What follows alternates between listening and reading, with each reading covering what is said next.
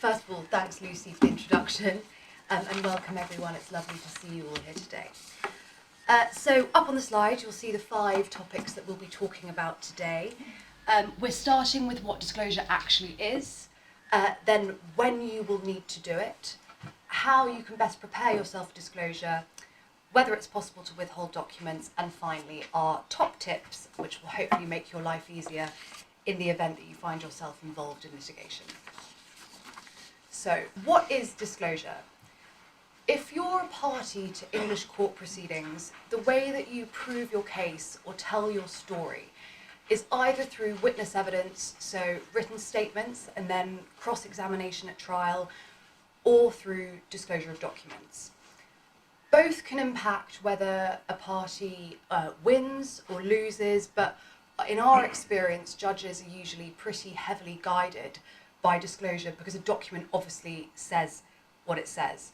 And this makes disclosure an extremely important part of the litigation process.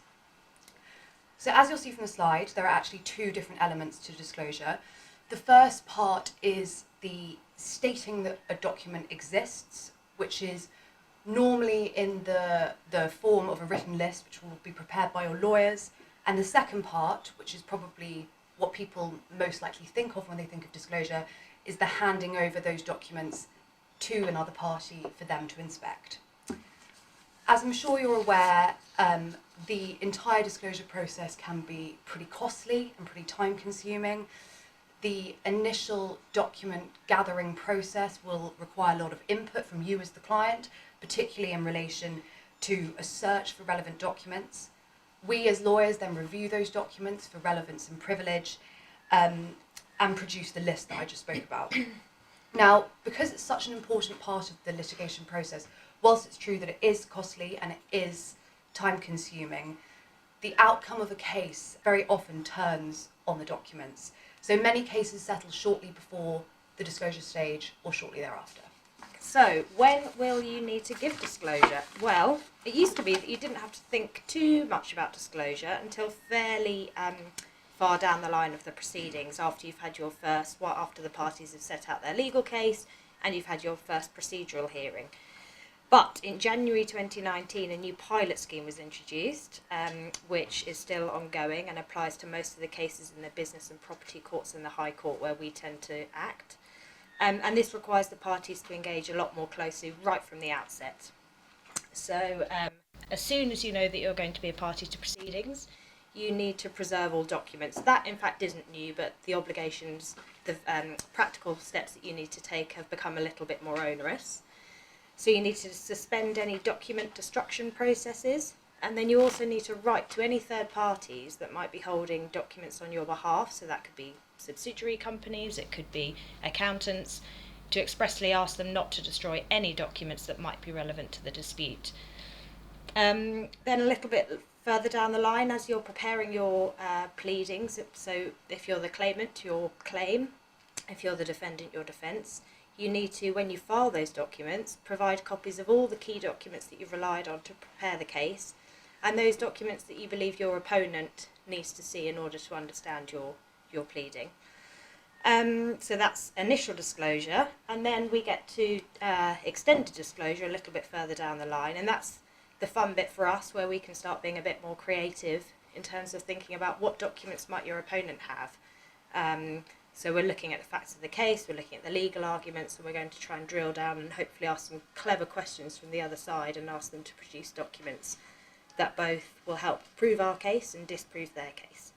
But it doesn't end there. There's an ongoing duty to disclose. So if at any point of the proceedings you find a document that's relevant to the case, you do need to disclose it. It's important to make clear at the outset that a document can take many forms. It's not just A4 pieces of paper, it's not just emails, it's also things like WhatsApps, Slack or Teams messages, Instagram messages, or things like calendar invitations. Basically, if information is capable of being recorded on it, it is possible that it's a document. And it also includes things like deleted items, metadata, embedded data. Veronique just mentioned the need to halt document destruction systems in the event that litigation is reasonably in prospect or has begun, and this extends to changing or altering or tampering with the document's metadata. So looking at the third bullet point, the documents must be within your control. Now this is not as narrow as you might think it is. A document would still be in your control if it was held by a subsidiary or by a third party from whom you can normally request documents in the ordinary course of business. So if it can normally be retrieved by you or requested by you, it's in your control. So the pilot scheme, which applies to most cases we work on, involves 5 different types or models of disclosure, which I'm not going to go into here. But no matter what the model, you will be required to disclose documents which both support and undermine your case. We'll talk later about withholding documents, but as a bit of a spoiler, you can't do it simply because you've got a document that makes your case look bad. And something to bear in mind is that people don't typically tend to write emails or draft documents thinking that random people might one day read them, particularly not a High Court judge. And I've certainly seen some pretty colourful things in the course of document review, my favourite of which was a man who was very obviously having an affair with 3 different women in the office. But the point is that it's advisable to always think very carefully when writing emails and other documents, particularly if you're a principal intending to terminate your relationship with an agent or a supplier in your dealings with a distributor or vice versa.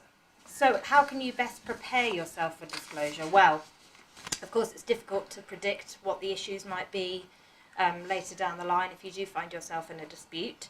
But there are a few general guidelines that we think that everyone can follow that will help during the course of your agency or distributorship relationship that should stand you in good stead should you later down the line find yourself in a dispute and faced with a disclosure exercise.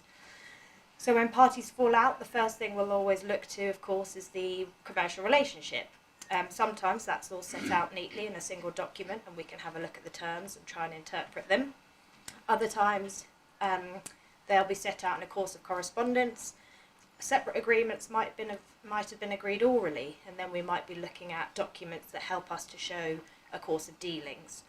But we certainly find that, and as Lucy's already touched on, the more certainty we can have in terms of written documents, the more that's going to benefit us down the line.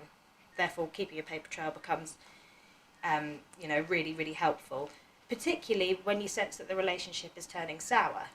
A couple of tips to be aware of: commercial agents, Regulation 12 of the Agents Regulations, oblige principals to provide commission information to their agents. So if you're an agent and you think you might be owed unpaid commission, write to your principal and seek that information. Similarly, principals who have concerns about an agent's performance, keep a record of your complaints that you've communicated to your agent, any responses that you've received. If targets have been communicated, make sure that they're in writing.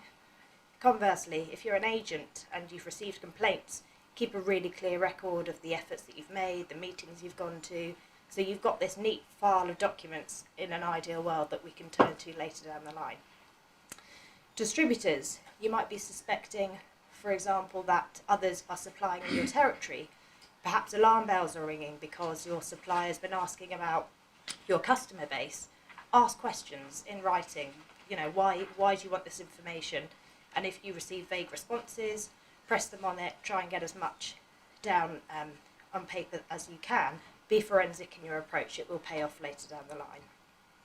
And then, of course, if a relationship's come to an end, ensure that you've got a really clear paper trail to demonstrate that you're terminating the relationship in accordance with the agreement.